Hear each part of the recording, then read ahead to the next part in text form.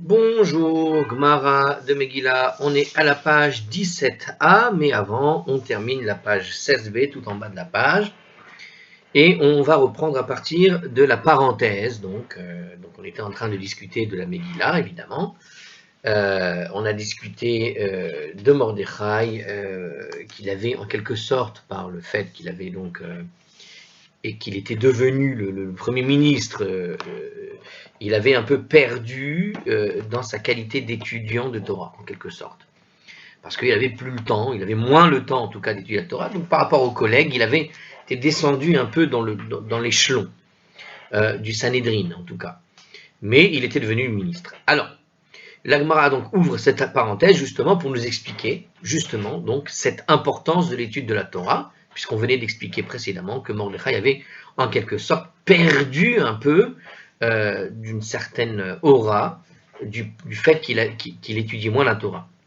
Alors, Amar Rav nous dit Ve'etema Rav Shmuel bar Marta. Et certains disent en fait que c'était Rav Shmuel bar Marta qui l'a dit. Donc c'est soit Rav Shmuel bar Marta. Qu'est-ce qu'ils disent donc? Gadol Talmud Torah Yoter Mibinyan Bet Hamikdash. L'étude de la Torah est plus grande que la construction du Bet Hamikdash. Chez Kol Zeman chez Baruch ben Neria Kayam, car aussi longtemps qu'avait vécu Baruch, le fils de Neria, qui était le maître d'Ezra, Loinichu Ezra Verala. Ezra ne l'a pas quitté pour monter en Eretz Israël. Donc il nous dit ici, Ezra, qui est celui qui est connu pour avoir érigé le deuxième temple, qui a organisé tout ça, eh bien, tant que son maître était vivant et qu'il devait étudier donc auprès de lui, il n'a pas bougé de sa place d'étude pour pouvoir finalement prendre sur lui de faire la construction du temple. Alors il nous dit comme ça, justement, en commentaire, ça nous explique en fait pourquoi Ezra n'est pas monté en Eretz Israël avec Zerubbabel. Car dans l'histoire, Zerubbabel donc est monté avant, mais il a attendu jusqu'à la 7e année du règne de Darius II pour le faire. Pourquoi? Nous dit justement ce commentaire, donc en reprenant ce que dit l'Agmara, car il était resté aux côtés de Baruch, un maître, sous la tutelle duquel il tenait à clarifier tout ce qu'il avait appris, nous dit Rashi. C'est un extrait de Shir Hashirim Rabbah 5.5. Le Midrash explique en outre que Baruch n'a quant à lui pas entrepris ce voyage en raison de sa santé précaire, car il était âgé et fragile. Donc c'est pas que le maître de Ezra ne voulait pas partir, c'est qu'il ne pouvait pas partir, et à cette époque-là, bon, alors Ezra a préféré rester avec lui pour en quelque sorte réviser, en quelque sorte tout ce qu'il connaissait, comme il présente ici sous l'idée de clarifier. Alors c'est le Maharsha qui nous explique la dernière partie de ce passage, à savoir que donc Baruch ne pouvait donc pas se déplacer à cause de sa fragilité. Bon, en tout cas, Ezra était resté, et on voit quelque part qu'on a retardé quelque part la construction du temple à cause de la santé du maître. Et donc, et que la santé du maître était là importante parce qu'il continuait d'enseigner à son plus grand élève, à savoir Ezra. Et tant que Ezra n'avait pas, en quelque sorte, fini son cursus, même s'il avait fini en réalité et qu'il il attendait quoi? Il attendait de clarifier des points et des points et des points, parce qu'il n'y avait pas à l'époque le téléphone pour téléphoner pour un sujet ou un autre. Donc il préférait rester jusqu'à ce qu'il puisse maîtriser en tout cas tous les sujets. Donc on voit que l'étude de la Torah était plus importante ici que la construction du temple. C'est ce que vient nous apprendre Rav Shmuel bar Marta. Alors la Gemara va nous citer autre chose dans le même genre d'idée pour nous montrer l'importance donc de l'étude de la Torah. Maraba Amar Rav Yitzchak bar Shmuel bar Marta. Alors on est toujours. Rabba a dit au don de Rav Yitzchak bar Shmuel bar Marta. Gadol Talmud Torah Yoter Mikibud Avvaem. L'étude de la Torah est plus grande que l'honneur qui est dû au père et à la mère. Chez Kol Otan Shanim Shehaya Yaakov Avinu Bebet Ever Lo Ne'enash, pardon.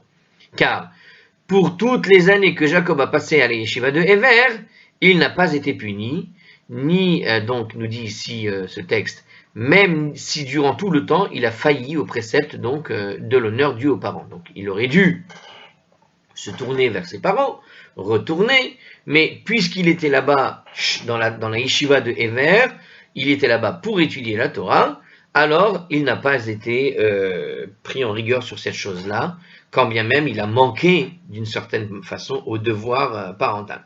Alors il nous dit ici, il faut noter la yeshiva en question, qui s'appelle la yeshiva de Shem et de Ever.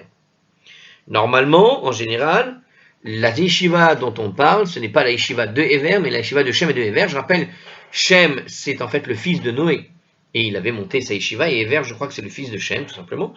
Et il nous explique ici qu'en fait, cette yeshiva qui d'habitude s'appelle la yeshiva de Shem et de Ever, n'est appelée ici que la yeshiva de Ever. Alors pourquoi elle s'appelle que la yeshiva de Ever? Parce que Shem était déjà décédé à l'époque de Yaakov, et quand Yaakov était là-bas pour étudier la Torah, Shem était tout simplement déjà décédé. Donc la Gemara l'appelle simplement la yeshiva de Ever. C'est la même yeshiva où a étudié Abraham, et Abraham, lui, on dit toujours qu'il a étudié dans la yeshiva de Shem et de Ever, parce que Shem était encore vivant, du vivant d'Abraham, évidemment. Donc c'est le Hamarsha qui nous explique ce petit point. Alors on continue dans l'explication. Donc il nous dit que ici, qu'il est allé étudier là-bas, il nous dit comme ça: après avoir reçu la bénédiction de son père Yitzhak, Yaakov a été contraint de s'enfuir à Haran. Mais le Midrash nous raconte que quand il est parti, il n'est pas allé tout de suite voir Lot, donc pas Lot, Lavan, qui était le frère de Rebecca. Il n'est pas allé voir à Haran, l'endroit où tout le monde habitait là-bas. Là.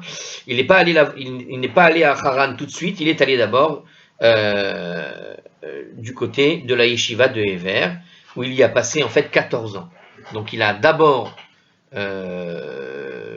pris 14 ans sur lui d'aller étudier dans la yeshiva de Ever, et ce n'est que plus tard que Jacob a été finalement à Haran. Lorsque plus tard il va y avoir le problème avec Yosef, combien d'années il va perdre Yosef de la présence de son fils? 22 ans, nous dit ici ce commentaire, et ces 22 ans ont été donnés au titre de punition de ne pas avoir honoré son père. D'accord? Et quelles étaient ces 22 années? C'est-à-dire que Yosef, quand il est parti, qu'il a été mis en esclavage, il va être en quelque sorte privé de la présence paternelle de son père. C'est-à-dire que Yaakov va être privé de son fils pendant 22 ans. Or, ces 22 ans correspondent à quelles années? Elles ne correspondent pas aux années qu'il a passées étudier dans la yeshiva de Ever, mais elles correspondent aux années qu'il a dû travailler 7 années pour travailler pour Rachel, puis 7 années supplémentaires pour Rachel encore, puisque Lavan avait trompé Yaakov et lui avait donné la sœur Léa à sa place. Donc il avait perdu donc là-dessus 14 années, plus 10 années derrière, en tout cas 8 années, enfin je ne sais plus combien, mais en gros, les années qui restent derrière, ce sont les années qui vont arriver jusqu'à 22 ans, pour gagner sa propre pitance, parce que tout le temps qu'il a travaillé pour Lavan, pour les deux filles, pour Rachel en réalité, il n'a pas reçu d'argent, et donc tout le reste des années qu'il a passées, c'était à essayer d'avoir une parnassa. Et donc toutes ces années qu'il va passer, à ce moment-là, chez Lavan, sont des années où il aurait pu au moins faire un aller-retour pour honorer ses parents, ce qu'il n'a pas fait. Et donc ce manquement va lui être puni à travers le nombre d'années dont il va être privé de Yosef en particulier. Donc les années qu'il va être privé de Yosef sont comptées à partir du moment où il arrive à Haran, lorsqu'il aurait pu faire un petit crochet du côté des parents pour dire bonjour au bout de 14 ans d'études du côté de Ever. Donc il a passé 14 années à étudier dans la yeshiva de Ever, mais il n'a pas été réprimandé pour ça, et on le voit à travers ces 22 années qu'il va être privé de Yosef, comme punition de ne pas avoir honoré son père pendant ces 22 années, justement à Haran. Et donc c'est Rashi qui nous fait ce calcul. Il me semblait que c'était 24 ans, mais puisqu'il nous dit 22, c'est que c'est 22 ans. Alors, c'était 14 plus 10, 24. Je croyais que c'était 10 ans qu'il avait travaillé pour sa propre parnassa. Bon, je me trompe. On continue. Alors, le texte. Alors, on vient de dire ce passage, je répète, que donc c'est pour toutes les années qu'il a passé à l'Yeshiva de Ever, il n'a pas été puni. Alors maintenant, il faut une preuve. Alors peut-être qu'ils vont poser la question que je viens de poser. Car le maître a dit, des Amar Mar, Lama nimnu shenotav shel Israël. Pourquoi est-ce que, pardon, je me suis trompé, il ne faut pas se tromper. Lama nimnu shenotav shel Ishmael. Pourquoi est-ce que les années d'Ismaël sont-elles comptées dans la Torah, hein? C'est-à-dire, on précise la question avec Rashi. Pour quelle raison la Torah a mentionné les années qu'a vécu Ismaël, qui était considéré comme un impie, nous dit Rashi. Et pourtant, on apprend hein, dans le même commentaire. Et bien qu'Ismaël se soit repenti à la fin de ses jours, donc il a fait une teshuva, Ismaël, il est retourné d'ailleurs près d'Abraham, il me semble, dans Baba Batra 16b, on l'explique, il n'en demeure pas moins que la Torah a pour règle générale de mentionner uniquement l'âge de ceux qui ont été des justes tout au long de leur vie. Donc quand on mentionne l'âge de quelqu'un dans la Torah, qu'on dit quel était son âge, combien de temps il a vécu, en général, on ne mentionne l'âge, véritablement les années qu'il a vécues, que par rapport aux années justes qu'il a vécues. C'est-à-dire, en général, ce sont les justes complets à qui on mentionne les années. Et il s'avère que Ismaël, on va dire qu'il a une période, un passage à vide, qui fait qu'il n'était pas vraiment juste. Donc il pose la question, comment ça se fait qu'on a compté les années d'Ismaël pour en déduire en fait les années de Jacob, c'est-à-dire en considérant, alors il nous explique en commentaire comment il fait ce calcul, en considérant le nombre d'années de la vie d'Ismaël, on peut en déduire le séjour de 14 ans que Jacob a effectué dans les Yeshiva de Héver, entre le départ de la maison d'Yitzhak et son arrivée chez Lavan, nous dit Rashi. Et justement, on va voir pourquoi. Est-ce qu'on a vu qu'il manquait 14 années dans le calcul? Il nous dit comme ça, Dirtiv, Ve'ele shene chaye Ishmael, Me'at shana ou shoshim shana ve'sheva shanim. Parce qu'il est écrit, donc dans le livre de la Genèse au chapitre 25, verset 17, et voici les années de la vie d'Ishmaël qui sont de 137 ans. Et voilà que l'Agmara va nous faire un calcul pour montrer qu'il y a un problème. Regardez bien. Kama kashish Ishmael mi Yitzhak. Mais de combien d'années Ismaël était-il plus vieux que Yitzhak? On le voit dans la Torah, on savait qu'il y avait un nombre d'années différents hein, entre Ishmaël et Yitzhak. Donc on se rappelle qu'ils ont fait quasiment la Brit Mila en même temps, et Ismaël, il avait 13 ans à la naissance de Yitzhak. Alors il nous dit en réalité, les années qui séparent donc Ismaël de Yitzhak sont de 14 ans, comme les deux versets vont le prouver. Alors oui, alors en fait non, c'était pas 13 ans, mais c'est à peu près 13 ans. Mais du coup ça fait 14. Dirti ve Avram ben Shemonim Shana, ve Shesh Shanim beled et Agar et Ishmael et Avram, car il est écrit justement dans la Torah, hein, on est toujours dans la Genèse au chapitre 25 verset 16 cette fois, et Avram était âgé de 86 ans lorsque Agar a enfanté Ismaël à Avram. Donc faites le calcul. Pour le moment, Avram, qui est Abraham, à l'époque on l'appelait encore que Avram, il avait 86 ans lorsque Agar va enfanter Ismaël à Avram. Ok. Mais Avram il est écrit encore donc dans la suite, hein, alors au chapitre 21 verset 5 un peu avant, Urti Avram ben Me'ad Shana be'ivanedlo et Yitzhak beno. Mais il est écrit Avram avait 100 ans lorsque son fils Yitzhak lui est né. Donc puisque Agar a enfanté avec Abraham, Abraham était âgé de 86 ans, et que lorsque Yitzhak va naître, il en avait 100, puisqu'il avait 100 ans quand Yitzhak va naître et 80 et 86, bon, on a bien la preuve qu'il y a 14 ans d'écart. Hein. Il en résulte qu'Ismaël avait bien 14 ans d'écart avec Yitzhak lorsqu'il va naître. Maintenant qu'on a établi que ces 14 ans, il y a 14 ans d'écart entre Ismaël l'aîné et Yitzhak, qu'est-ce qu'il nous dit? La Gemara continue, elle dit comme ça, Urti ve Yitzhak ben Shishim Shana beledet otam. Et il est écrit, à propos de Jacob et d'Esav, Yitzhak avait 60 ans lorsqu'il les a engendrés. Donc, quel âge avait Yitzhak lorsque Yaakov et Esav vont naître? Il avait 60 ans. On est dans le chapitre 25, verset 26. Donc, Yitzhak avait 60 ans, on fait le calcul, attention, hein, on y va. Alors on y va. Bar Kama Hava Ishmael, Ke'id Yalid Yaakov. Mais quel âge avait Ismaël lorsque Jacob est né? Donc quel âge a Ishmaël à ce moment-là, lorsque Jacob va naître? Donc on rajoute en fait 14 ans. Puisqu'il avait 60 ans, Yitzhak, et qu'on sait qu'il y a 14 ans d'écart, donc à la naissance de Yaakov et d'Ismaël, quel âge a Yitzhak? Quel âge a Yaakov? Yaakov ou Esav d'ailleurs, ils ont le même âge, ils sont nés ensemble. Quel âge ils ont? Alors eux, ils viennent de naître, donc Yitzhak avait 60 ans, Ismaël a donc 60 plus 14. Ce qui nous dit, Bar Shivrim Ve'arba'a. Ça tombe bien parce que le chiffre 60 plus 14, ça nous donne 74. Donc c'est 74 ans. Hein, vive le français. Alors si Yitzhak avait 60 ans à ce moment-là, Ismaël était son aîné de 14 ans, et on avait 74, c'est ce que vous nous dites dans le commentaire de Hardscroll qui fait exactement la même chose qu'on vient de dire. Bon, c'est des maths. Hein. Kama Paishan Mishne. Et à ce moment-là, combien alors restait-il d'années à vivre pour Ismaël? Puisqu'on a dit que Ismaël, d'après le texte, est mort à 137 ans, il est mort à 137 ans, il restait donc combien d'années à vivre pour Ismaël? Il en avait 74, il reste 63. Hein, 63 plus 74, 4 et 3, 7, 6 et 6, 12, 13, top, ça fait 133. Donc il nous dit ici, dans la Genèse chapitre 28, verset 6, pourquoi il nous cite... donc il avait 63, en tout cas 63 ans. Bon, on a déduit donc qu'à la mort d'Ismaël, Jacob avait 63 ans. Puisque il reste... vous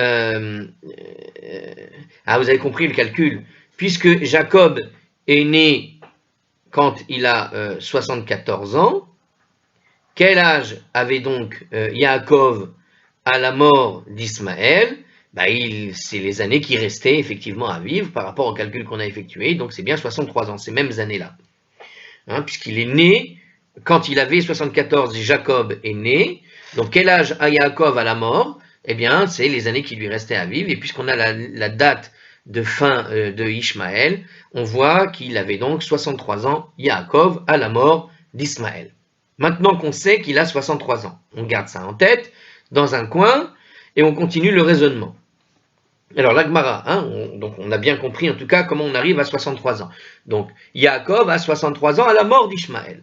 La Gemara maintenant va citer une braïta pour démontrer que Jacob a bien 63 ans à l'époque où il a reçu la bénédiction de son père Yitzhak.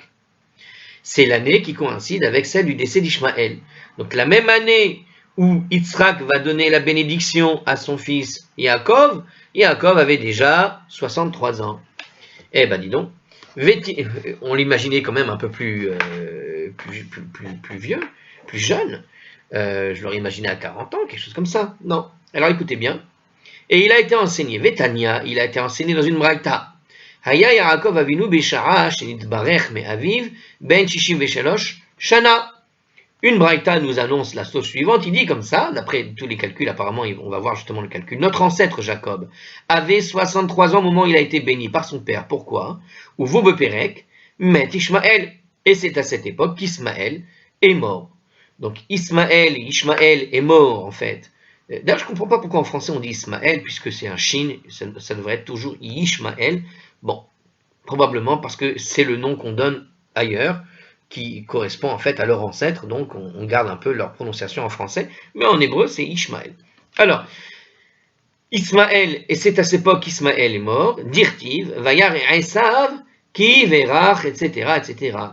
Parce qu'il est écrit justement, ainsi qu'il est écrit, Esav vit qu'Yitzhak avait béni Jacob, etc. Et qu'est-ce qu'a fait Esav à la suite de ce texte? Là on est toujours donc dans la Genèse au chapitre 28, verset 9. Donc, Esav a vu que Jacob, que Yitzhak a béni son frère. Donc, c'est Genèse 28, verset 6, mais on va voir la suite, justement. Qu'est-ce qu'il va dire dans la suite de ce verset? 2 versets plus loin, au verset 9, il dit Vayelech Esav el Ishmael, Vayekach et machalat bat Ishmael, etc. Achot nevayot. Et Esav s'en alla chez Ishmael, et il prit Machalat, la fille d'Ishmael, qui était la sœur de Nevayot, nous dit le texte là-bas. Donc c'est le verset 9. Hein. Donc dans le texte, on voit quelque chose d'étrange. Yaakov vient de recevoir la bénédiction. Esav a vu que son comportement avait déplu à ses parents, puisqu'il l'envoyait pour aller se marier à Haran. Okay. Donc qu'est-ce qu'il va faire? Il va dire, je vais aller chercher une femme du côté de la famille d'origine, à savoir Ishmaël. C'est le descendant d'Abraham, c'est encore mieux théoriquement que ce que Yitzhak va aller chercher du frère d'Abraham. Au lieu d'aller chercher le fils du frère d'Abraham, moi je vais chercher il va chercher sa cousine du côté des enfants, hein, voire sa demi-sœur, en tout cas la cousine du côté de son oncle, qui est Ishmaël, hein, concrètement. Donc il est allé voir Ishmaël, et il a pris Machalat, qui est la fille d'Ishmaël, et qui s'avère être la sœur de Nevayot. Alors, on explique justement, la Braïta va analyser le verset en question maintenant. Regardez bien. Mi mashma sheneemar bat Ishmael, eni yodea shehi achot Nevayot. Du sens de la déclaration de la Torah, à savoir que Machalat était la fille d'Ishmaël. Est-ce que je ne suis pas au courant qu'elle est la sœur de Nevayot? On sait que Nevayot est un des fils d'Ishmaël, et il s'avère donc parmi, en tout cas, les descendants qui sont dans le texte, on sait que Nevayot est le fils d'Ismaël, et voilà que on apprend que Machalat est la fille d'Ishmaël. Mais pourquoi est-ce qu'il précise qu'elle est la sœur de Nevayot? Donc, à quoi ça sert de dire les deux choses? Il y a une des deux qui est en trop. Soit de dire que c'est la sœur de Nevayot, c'est en trop, soit de dire que c'est la fille d'Ishmaël, c'est en trop, a priori. Puisque dans les deux cas, on sait que Nevayot est le fils d'Ismaël, donc il y a quelque chose à apprendre. Pourquoi la Torah identifie Machalat par le biais de son lien de parenté avec Nevayot? Pourquoi on précise? En effet, un verset antérieur, donc au chapitre 25, verset 13, a identifié Nevayot comme étant le fils d'Ishmaël. Donc il est évident que Nevayot était le frère de Machalat, la fille d'Ishmaël. Si l'un c'est la fille, l'autre c'est le fils, 1 égale 2, hein, donc l'un est le frère et la sœur. Donc pourquoi avoir précisé une de ces deux? Il y a quelque chose de redondant. Alors qu'est-ce que veut nous enseigner la chose? Souvent, sœur n'enseigne pas, sœur ne veut pas toujours dire un lien de parenté au sens, en tout cas du sang, mais elle peut vouloir aussi dire autre chose, hein, puisqu'on avait vu que Sarah était la sœur de Abraham, alors on va falloir qu'elle était sa femme, et elle était aussi quelque part sa sœur. On a le même registre en tout cas. Mais la Med, Shekidesha Ishmael ou Med, ça nous enseigne une chose. En fait, Ishmael l'a fiancé à Esav, et ensuite il est mort avant d'assister au mariage, nous dit-il. Alors, je ne vois pas le raisonnement qui nous amène directement à ça. Alors, on va voir ce que nous dit le commentaire pour comprendre la chose. En fait, il nous dit comme ça. Puisque le verset a annoncé qu'Esav est allé auprès d'Ishmaël, ça prouve qu'Ishmaël était vivant à cette époque.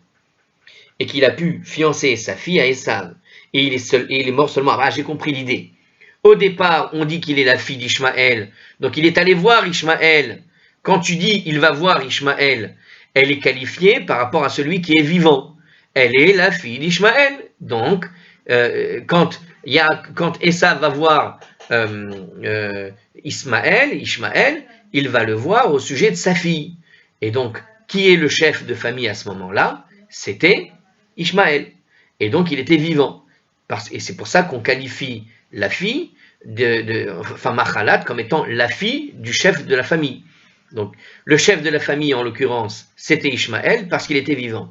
Mais à la fin du passage, on précise qu'elle est la sœur de Nevayot. Ça veut dire, il va voir Ishmaël, il la fiance, mais quand il va se marier avec elle, on précise qu'elle est la sœur de Nevayot.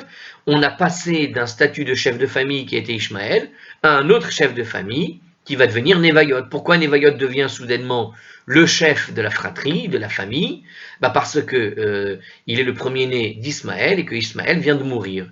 Donc, quand on va qualifier Machalat, cette fois-ci dans un deuxième temps, on va la qualifier par le biais de l'autre chef de famille, qui est le chef de famille maintenant, c'est celui qui reste en vie, c'est-à-dire Nevayot, parce qu'on apprend justement par là que Ishmaël est mort entre-temps. Donc il l'a fiancé. Donc en général, le terme Kiddushin, le Kiddushin désigne la première des deux étapes qui définissent un mariage juif, nous explique le Hard-Scroll, au nom donc du Marsha et compagnie. Alors, mais comme Esav et Machalat ne se sont pas unis conformément à la loi juive, le verbe Kiddesha signifie probablement qu'ils se sont fiancés, ça veut dire qu'ils ont été promis l'un à l'autre, tout simplement. Donc c'est ce que vous nous expliquez le texte ici, parce que dans le texte de la Braïta, il dit Melamed, c'est Kiddesha Ishmael ou Men.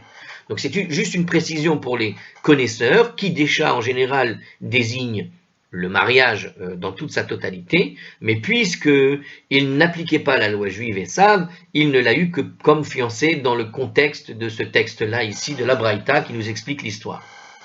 Et il nous dit donc ça nous enseigne, puisqu'on a vu qu'au départ, on avait une déclaration qui parlait de la fille d'Ishmaël, et puis plus tard, on te parle de la Chot Nevayot, lorsqu'il l'a pris, eh bien, ça veut dire qu'au début, il l'a fiancé Ishmaël, et il était encore vivant, et puis quand ils se sont finalement mariés, il l'a gardé en tout cas pour elle, eh bien, c'est devenu la sœur de Nevayot.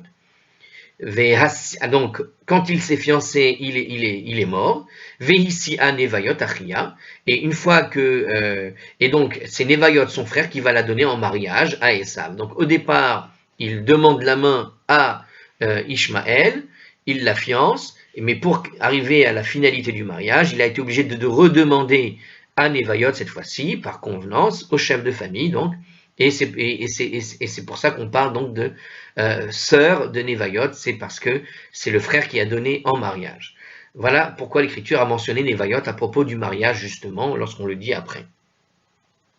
Alors, on continue. Peu après avoir reçu la bénédiction de son père, donc déjà on a donc une information, on a bien donc ici la preuve par la Braïta que lorsque Esav va aller prendre Machalat, il va la prendre lorsque donc il se marie en tout cas et Ishmaël va mourir à ce moment-là. Et donc c'est à l'âge de 63 ans effectivement qu'il va partir de la maison Yaakov. En tout cas on a ici quelque part une sorte de double source où on sait que c'est bien à 63 ans qu'il avait 63 ans, donc Yaakov, puisqu'on sait que c'est le jour même de la bénédiction qu'il va recevoir de Yitzhak, Yaakov, que Yaakov va recevoir de Yitzhak, c'est ce jour-là même que va mourir apparemment Ishmaël, puisque c'est ce même jour-là que, en tout cas, va partir, en tout cas dans cette période, que va partir Esav quand il a vu que son comportement déplaisait, en tout cas que les filles avec qui il s'était marié avaient déplu, donc il est allé chercher une femme du côté d'Ishmaël. Et le texte donc nous donne ça en référence. Alors on continue, peu après avoir reçu la bénédiction de son père, Jacob a été contraint de s'enfuir chez Lavan. À Aram, Naharaim. Donc on apprend dans la suite du texte. Shetin, alors juste j'enregistre au cas où. Voilà, c'est fait. Alors, Shetin Utlat, nous avons établi que Jacob avait donc 63 ans lorsqu'il a quitté son père. Ve'ar Bessar Ad Demitialed Yosef. Et il a donc séjourné dans la maison de Lavan pendant 14 ans, avant que Joseph ne voie le jour. Donc, il avait 63 ans, et on a dit que il a séjourné dans la maison de Lavan 14 années avant que Joseph ne voie le jour. D'accord? Puisque il ne va se marier avec Rachel. D'abord, il va devoir attendre 7 ans, et ensuite, il va encore attendre 7 années derrière. Donc, alors, une minute. Alors, il ne nous donne pas la précision ici, on va le déduire simplement de l'écriture avec le commentaire, il le donne en commentaire, cette explication, très bien. Donc, on dit qu'il va attendre 14 ans avant que Joseph ne naisse. Quand est-ce que va naître Joseph? 14 ans après être arrivé dans la maison de Lavan, ok? Donc, je rappelle, il est parti de ses parents à l'âge de 63 ans. La question, c'est à quel âge il arrive du côté de Lavan. Faisons le calcul. Alors tout d'abord, on va donc partir sur un autre calcul. Maintenant, on va revenir à l'envers, 2 secondes, en quelque sorte. On part sur Yosef. Yosef va naître, donc, il va naître 14 ans après être arrivé. Yaakov chez Lavan. Comment on le sait? On le déduit de l'écriture, car on apprend dans Genèse, chapitre 30, verset 25 là-bas, qu'à la naissance de Joseph, Yaakov a demandé à Lavan une autorisation de partir avec ses femmes et ses enfants, puisque ses années de service en échange des 2 filles de Lavan étaient terminées. Donc la demande d'arrêter de travailler s'est faite au bout des 14 années que devait travailler Yaakov, les 7 années pour Léa, c'était pour Rachel, mais il s'est fait flouer, et les 7 années supplémentaires. D'accord? Alors, ils étaient déjà mariés en fait à la 7e année, mais on avait vu que Rachel n'arrivait pas à avoir d'enfants et que Yosef ne va arriver finalement qu'au bout de 7 années justement. Et comment on sait que c'était la 7e année après le mariage avec Rachel? puisqu'il a dû attendre 7 années, mais en fait, il a attendu 14 ans, parce qu'il lui a donné tout de suite, et il lui a demandé, mais il lui a donné tout de suite après les 7 premières années d'attente. Donc ça fait en tout 14 ans, en tout cas depuis qu'ils se connaissent. Il a attendu 14 ans dans la maison de Lavan pour avoir Yosef. Alors comment tu sais? Parce qu'on sait que c'est le jour de la naissance, pendant qu'il faisait la fête, a priori, on le déduit de là-bas, où il va effectivement demander d'arrêter le service de ces 14 années de travail qu'il a accompli. D'autre part, nous savons que Yaakov a consenti à travailler 7 ans pour chacune des deux filles de Lavan. Donc il en résulte que Jacob a travaillé pour le compte de Lavan pendant 14 ans, avant la naissance de Joseph, nous dit Rachi. Donc on voit ça, on sait donc, Genèse 31-41, qu'il va donc travailler 14 ans pour Lavan, et on sait que c'est au bout de ces 14 ans de travail, que c'est le même jour où il va demander de travailler pour lui-même, quand il va négocier un salaire, et donc jusque-là il n'avait pas de salaire, et donc il travaillait pour Lavan exclusivement pour la dot des filles, eh bien c'est seulement au bout de cette période-là qu'il va demander, et c'était le jour même de la naissance de Yosef. Il faut aller voir le texte là-bas. Alors c'est Rachid qui nous explique ça, donc on a dit, revenons 2 secondes, donc Shetin Utlat, donc il a 63 ans, ok? Donc il a 63 ans quand il part de chez son père, et on sait aussi donc qu'il va rester 14 ans chez Lavan avant Yosef, d'accord? Puisqu'il va travailler ses 14 ans. Et c'est le 14e année qu'il demande maintenant un salaire. Ha, Shivrin ve Shivra. Ça implique qu'il était âgé, théoriquement, de 77 ans, puisque c'est 63 plus 14, à la naissance de Yosef. Normalement, il devrait avoir 77 ans, puisqu'il avait 63 ans, je répète, quand il a quitté la maison maternelle, il a donc séjourné 14 années supplémentaires auprès de Lavan, théoriquement, il doit avoir 77 ans. Ve Yosef, ben Sheloshim Shana, Be'amdo, Lifne Paro. Et il est écrit, Urtiv, Ve Yosef ben Sheloshim Shana, Be'amdo, Lifne Paro. Il est écrit donc, et Joseph avait 30 ans lorsqu'il s'est tenu devant Pharaon. Donc on sait que Joseph avait 30 ans lorsqu'il s'est tenu devant Pharaon. On est d'accord? Chapitre 41, verset 46. Ah, mais Aouchva. Donc ça impliquerait que théoriquement Yaakov aurait dû être âgé de quel âge? Eh bien, puisqu'il avait 30 ans quand il est venu devant Pharaon, il aurait dû avoir à ce moment-là uniquement 107 ans. Lorsque Joseph s'est tenu pour la première fois devant Pharaon, il aurait dû avoir Yaakov 107 ans, puisque ça veut dire qu'il aurait dû avoir 77 plus 30. 77 plus 30, 107. Donc normalement, il aurait dû avoir 107 ans ici. À la naissance de Joseph, d'après le calcul précédent, il aurait dû avoir 77, et donc tu rajoutes 30, il a donc 107 ans. Chef des Savra, Vetarte, des Khafna. Et quand tu additionnes les 7 années d'abondance et les 2 années de famine, puisque dans l'histoire avec Yosef, on se rappelle qu'il y a d'abord eu les 7 années d'abondance, Yosef est venu expliquer le rêve de Pharaon, et il lui a dit, il va y avoir d'abord 7 années d'abondance, puis ensuite vont commencer les années de famine, et c'est qu'au bout des 2 années de famine que va avoir la situation où Yaakov va envoyer ses fils pour chercher du blé. Donc, on a, ils se sont déroulés après ces 7 ans. Yaakov aurait dû avoir, donc, lorsqu'il va faire descendre ses autres fils en Égypte pour chercher du blé et être confronté du coup à Yosef, il aurait dû avoir ici 7 plus 2, c'est-à-dire 9 supplémentaires, donc 107 plus 9, ça nous donne, il aurait dû avoir donc, en tout cas, 107 plus 9. Alors, qu'est-ce qu'il veut nous dire d'abord? Alors, je répète, en additionnant les 7 années d'abondance, donc, c'est-à-dire immédiatement après qu'il sera allé devant Pharaon, parce que ça a commencé tout de suite, et les 2 années de famine au terme desquelles Jacob est arrivé en Égypte, puisque toute cette histoire-là avec les frères va se dérouler la même année, il va descendre en Égypte.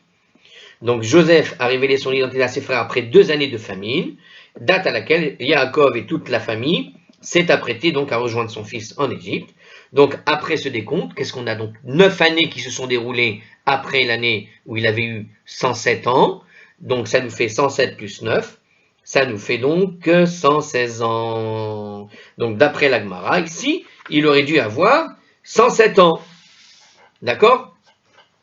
Donc, quand tu fais le calcul avec les informations que te donne la Torah, normalement, alors si vous aviez un papier, vous écrivez tout ça, vous allez trouver normalement qu'il devrait avoir Yaakov 116 ans, au moment où il descend en Égypte, donc après les 7 années d'abondance et les 2 années de famine, après qu'il y a Yosef qui est arrivé à l'âge de 30 ans, et comme on a établi théoriquement qu'il aurait dû avoir 63 ans, normalement il devrait avoir 63 ans quand il arrive chez Lavan, tu rajoutes les 14 années, puisque c'est à l'âge de 14 ans, après être resté chez Lavan, qu'il va négocier son salaire, et donc c'est de là que tu comprends que c'est à la naissance de Yosef qu'il négocie son salaire, et donc que Yaakov aurait dû avoir 77 ans. Bon, après tous ces calculs, on arrive à 116. Voilà. Bon, là, on est en train de reprendre le calcul. Alors, il s'avère que le problème, c'est que théoriquement, on a, d'après le calcul, il devrait arriver à l'âge de 116 ans au moment où il descend en Égypte. Sauf que, il n'en est rien, nous dit la Gemara. Regardez pourquoi. Urtiv, Vayomer paro el Yaakov, kama yeme shene chayecha. Or, il est écrit dans le passage qui va raconter la rencontre de Jacob avec Pharaon. Hein, on apprend que le père de Yosef très apprécié par l'Égypte et par le Pharaon, depuis les années de service qu'il a accompli déjà, les 9 ans de service, il est très content, Pharaon, et on apprend que toute sa famille est descendue, donc il va rencontrer un peu la famille, et il va aller rencontrer justement son père. Dans Genèse, chapitre 47, versets 8 et 9. Et il va lui demander combien tu as d'années de vie. Et qu'est-ce que va dire justement Yaakov? Et Pharaon répond et Pharaon donc pose la question, d'abord combien d'années tu as vécu? Donc c'est Pharaon qui pose la question dans les termes, Vayomer paro el Yaakov kama yeme shene chayecha, et il répond, Vayomer Yaakov el paro, yeme shene megurai sheloshim ume adshana. Jacob lui dit à Pharaon, les années de mes pérégrinations sont au nombre en tout de 130 ans. C'est-à-dire j'ai 130 ans. Mea veshitsa ravian. Or, selon les calculs qu'on vient de faire, il aurait dû avoir 116 ans. Donc, comment tu fais ici pour expliquer qu'il lui répond qu'il a 130 ans? Il vient de descendre en Égypte et il lui dit j'ai 130 ans. D'accord? Donc, d'après le calcul qu'on a vu, il aurait dû avoir 116, donc il nous manque 14 années. Et là, Shema Miné, en fait, apprend plutôt de là Arba Isre Shenim Da'ava, Bevet Ever. Donc tu dois apprendre de là qu'il a en réalité passé 14 années, il y a un blanc de 14 ans, et qu'est-ce que c'est que ce blanc de 14 ans? C'est les 14 années qu'il a passées dans la yeshiva de Ever, entre le départ de la maison d'Yitzhak et son arrivée chez Lavan. Le Chashiv Lehu, ces 14 années qu'il a passées chez Ever n'ont pas été calculées dans le calcul, n'ont pas été pris en compte dans le calcul. C'est ce que nous explique Rashi. Alors, Rashi nous dit ici, supprime du texte les mots lo chashiv lehu, la partie qui dit elles n'ont pas été prises en compte dans le calcul, ça Rashi l'enlève du texte. Il n'a pas cette partie du texte, Rashi. Bon, ça change rien à la réflexion.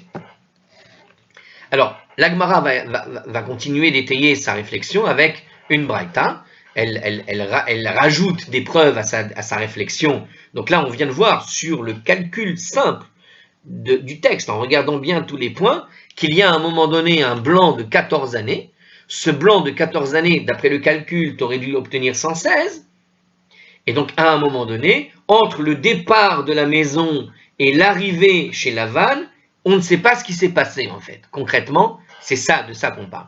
Il y a un moment donné, on ne sait pas où sont passés un blanc de 14 années, d'après le calcul et les infos que nous donne la Torah. Concrètement. D'accord? Il aurait dû avoir 116 ans s'il était arrivé directement chez Lavan, mais il y a 14 années qui manquent.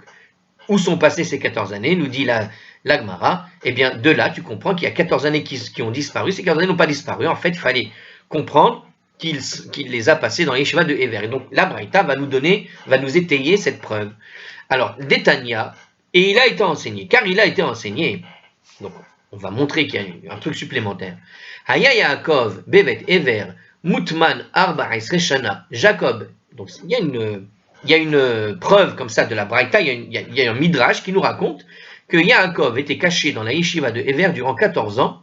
Ever met les achar sheyarad Yaakov avinu, les aram la harayim shete shanim. Ever est décédé 2 ans après que Jacob, notre ancêtre, soit descendu à Aram Naharaim. Donc lorsque Yaakov, donc il y a carrément un midrash qui nous dit, de cette braïta en tout cas, que lorsque Yaakov il s'est caché chez Ever pendant 14 ans, et lorsqu'il est parti, 2 ans plus tard, d'accord, lorsqu'il est parti, il va mourir. Yatsa Misham, ou Valole Aram Naharaim, et Yaakov est alors parti de là-bas, puis est arrivé à Aram Naharaim.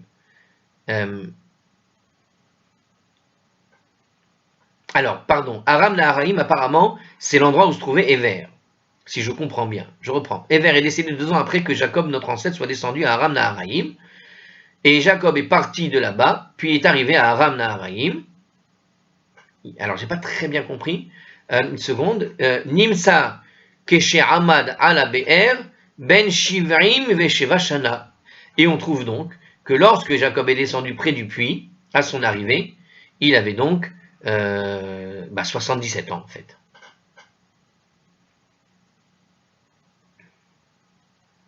Alors, Aram Naharaim, Arami Oved Avi. Donc, Aram, c'est l'endroit où se trouve effectivement. Non, j'avais bien compris dès le début, donc c'est bien ça. Donc, Ever est décédé 2 ans après que Jacob, notre ancêtre, soit descendu à Aram Naharaim. Donc, lorsqu'il est parti à Aram Yaakov, Ever est mort 2 ans après. Donc, il a bien étudié 14 ans. 2 ans plus tard, après ses 14 ans, il est descendu du côté de chez Lavan.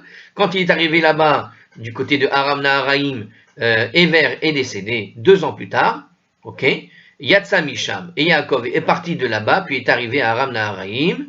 Alors, j'ai pas compris cette phrase, en fait. Qu'est-ce qu'elle vient de nous apprendre supplémentaire ici dans la Gemara? Bon, puisqu'il vient de le dire juste avant.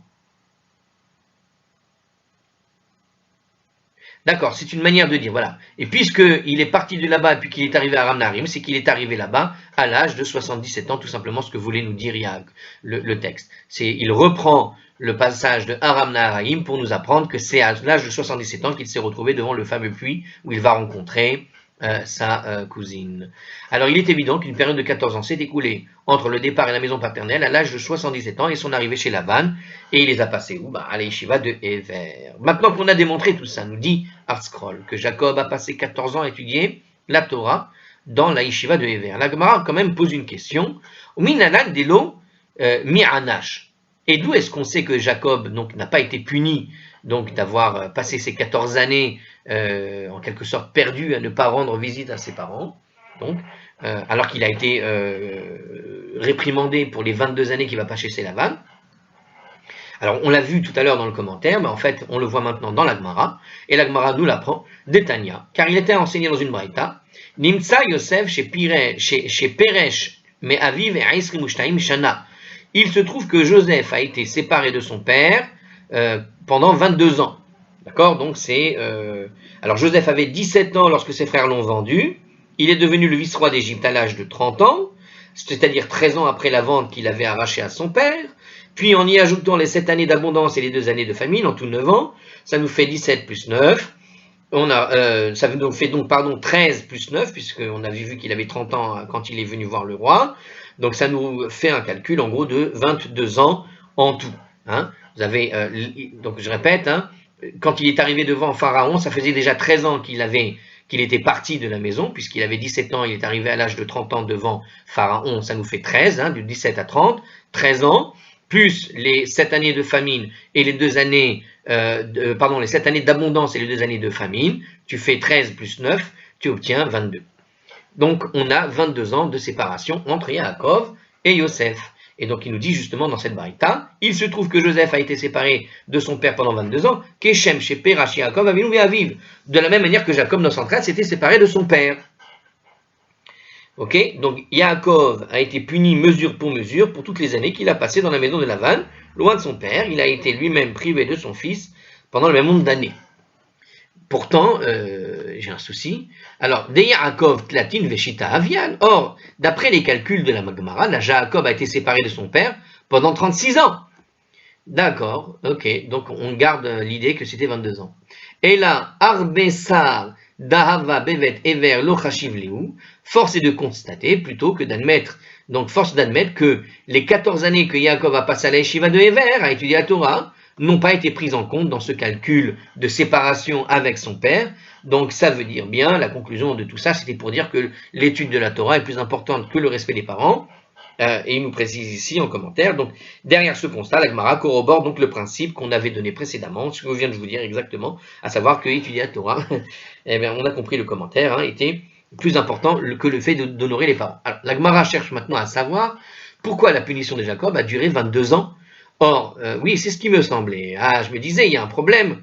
Il y a 2 années qui manquent dans cette histoire-là, vous vous rappelez? J'avais posé tout à l'heure la question, mais pourtant, je suis persuadé que c'est 10 ans qu'il a travaillé après. Donc, il aurait dû faire 7 et 7, 14 années pour avoir pour la dot de Léa et de Rachel, et puis ensuite, 10 ans supplémentaires, il a travaillé. Donc, il est resté séparé 24 ans, pas 22 ans. Donc, il y a quand même un problème. Alors attendez, on va vérifier quand même. Sauf, Devet Lavan, Esrin Sheni Navian. Mais en fin de compte, donc son séjour dans la maison de Lavan n'était que de 22 ans. N'était que de 22 ans. Ah, n'était que de 20 ans. Alors c'est encore pire, j'ai vraiment mal calculé. Alors en fait, voilà, c'est là que j'ai la correction de ce que je pensais. 14 ans au service de Lavan en échange de ses 2 filles, donc c'est les 14 ans de séparation, et 6 années supplémentaires pour acquérir du bétail. Donc en fait, Yaakov ne reste pas 10 ans supplémentaires, moi je pensais que c'était 10 ans, mais c'était 6 années, donc il va rester 6 ans supplémentaires pour acquérir du bétail, donc en tout ça nous fait effectivement 20 ans, et non pas 22 ans, donc moi j'avais le calcul à l'envers. En fait non, il a été puni plus sévèrement du coup ici, puisqu'il est resté seulement 20 ans séparé de ses parents. Alors il pose la question à la Gemara. Donc, on voit que la séparation avec ses parents était de 22 ans seulement, nous dit la Gemara. La Gemara répond, Ela mishum de ishtahi beorcha tarten shenin. En fait, tu dois plutôt, c'est plutôt parce qu'il s'est attardé sur le chemin 2 années supplémentaires. Lorsqu'il a fait la route pour aller jusqu'à Israël, il y a 2 années qui ont été perdues. Netanya, comme il a été enseigné dans la Braïta, Yatsa me'aram na'araim uvalo les Sukkot, ve'asa sham shemona asa chodesh, parce qu'il est écrit dans le texte. Jacob est parti d'Aram Naharaim, et il est arrivé à la ville de Sukkot, et il est arrivé 18 mois. Il y est resté à la ville de Sukkot, donc l'étape intermédiaire, 18 mois supplémentaires, chez Nehemar, comme il est dit. Ve'Yaakov nasa Sukkota, va'iven lo bayit, ul miknehu asa Sukkot. Comme il est écrit, donc il est écrit dans la Genèse, chapitre 33, verset 17. Alors, le verset sous-entend que Yaakov a séjourné 2 étés et un hiver, soit au total 18 mois. Car, quand tu lis le verset, relisons le verset. Donc, verset 17. Je vais le relire. Jacob est parti d'Aram, parce qu'il y a écrit, donc, Yaakov nasa Sukkota, vaïven lo bayit, un mikneu asa Sukkot. Donc, pourquoi il dit qu'il y a eu, parce qu'il y a écrit qu'il a fait une maison. Maison signifie une habitation d'hiver, en fait, dans ce contexte. Et Sukkot, c'est un abri. La souka, en général, c'est quelque chose de léger. C'est ce qui possède un toit léger. C'est une tente, quelque chose comme ça, quelque chose de léger. Donc, quelque chose de léger, tu le mets quand? Tu le mets où? Tu le mets en été. Mais quand tu dis une bayit, tu veux quelque chose qui chauffe la maison. Quelque chose qui chauffe, en tout cas, par rapport à l'extérieur. Et le bétail, pareil. Il faut qu'il reste dans un abri. Puisqu'il a construit une maison, un abri pour le bétail. Pourquoi tu fais un abri pour le bétail? Pour le protéger, en général, du froid et du mauvais temps. Donc, le bayit, il est là comme symbole de l'hiver. Et donc, qu'est-ce que nous dit ce verset? Donc, la maison signifie l'habitation d'hiver. La Sukkot, l'abri, c'est la résidence d'été. Or, le pluriel de Sukkot suggère en général un séjour de 2 saisons. Puisque Sukkot est au pluriel, c'est qu'il en a construit 2. Et il a donc construit sur 2 saisons. Une première saison de Sukkot, une deuxième saison de Sukkot. Une première saison de cabane, quoi. Une deuxième saison de cabane, en quelque sorte.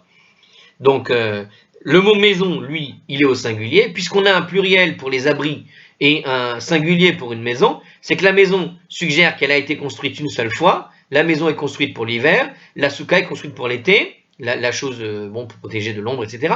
La chose légère. Donc, la souka pour l'été, il y en a eu 2. Donc 2 correspond à 2 saisons d'hiver, 2 saisons d'été et 1 saison d'hiver, ce qui correspond en général à 18 mois. Voilà. Donc quant à la première mention de Sukkot, elle ne signifiait pas un abri, mais indique simplement le nom du lieu, puisque la ville elle-même s'appelait Sukkot, justement en rapport avec le fait qu'on y a construit là-bas des cabanes. Autant dire qu'on ne peut en tirer aucune... il nous dit ici... Alors c'est intéressant, il dit ici, Rashi en fait, Rachid semble dire, autant dire qu'on ne peut en tirer aucune déduction. Parce que ça semble difficile de comprendre à partir de là le calcul des 18 mois en fait. Tu peux juste comprendre au niveau des saisons, mais ça reste difficile. Bon, étrange. D'après ce que dit le Maharsha. Bon, on a fait tout ce raisonnement et puis à la fin il dit qu'il n'y a pas de conclusion possible. C'est bizarre. Alors je continue. Quand même, puisqu'on ne peut pas conclure. En tout cas, ça semblait logique, du coup, c'est dommage. En tout cas, la Braïta te dit que sur le texte, là, tu comprends, Yaakov nasa Sukota, donc Yaakov a voyagé dans la ville de Sukkot, Vaïven lo Baït, Unmiknu asa Sukkot, il y a construit une maison, c'est donc la résidence d'hiver, et pour le bétail, il y a fait des Sukkot, des abris, c'est la résidence d'été. Les deux résidences d'été, puisque c'est au pluriel. Donc, comme il est dit, et Yaakov voyagea et il bâtit une maison, alors c'est ce qu'on vient de dire, ou Bethel, et lorsqu'il est arrivé à Bethel, et à Bethel, il est resté 6 mois et il a offert des sacrifices. Alors, comment on comprend? Alors, la Torah déclare dans Genèse 35, 1, Koum ale Bethel, lève-toi et monte à Bethel. Cette injonction indique expressément que de Shechem, Yaakov a voyagé jusqu'à Bethel. Nous dit Rashi. Le Maharsha soulève une question. Pourquoi mettre tous les 6 mois sur le compte du séjour à Bethel, alors qu'en réalité Jacob a passé une partie de cette période à Shechem? Et elle y répond que la Gemara souhaite livrer un enseignement, à savoir qu'en dépit des sacrifices qu'il a offerts à Dieu, durant le séjour à Bethel, Yaakov a tout de même été puni pour avoir retardé son retour chez son père. Bon, c'est tout de même assez étrange. D'accord. C'est-à-dire qu'en fait, Yaakov, on pourrait même rajouter une leçon là-dessus, parce que Yaakov, Dieu a demandé à ce qu'il aille jusqu'à Bethel, mais quand il est allé à Bethel sous la dictée de Jacob, sous la dictée de Dieu, quand Yaakov est allé à Bethel, il y est resté 6 mois supplémentaires d'une certaine manière, comme pour essayer de faire une réparation. Mais là, tu vois, il y avait l'excuse de Dieu derrière. Et pourtant, il a quand même été puni. Bon, alors en tout cas, de tout cela, il ressort que ce n'est qu'au terme de cette période de 2 ans, 18 mois dans la ville de Sukkot, 6 mois dans la ville de Bethel, que Jacob est donc rentré finalement chez son père après tout ça. Il a donc été puni, c'est-à-dire pour ces 22 années passées en dehors de Lavan et restant sur le chemin du retour. Voilà. Et on vient de finir le chapitre 1, c'est pour ça que je me suis dépêché. On a fini notre premier chapitre du traité de Megillah, qui fait quasiment la moitié de l'ensemble du traité, et je vous dis à la prochaine pour la suite et le chapitre 2.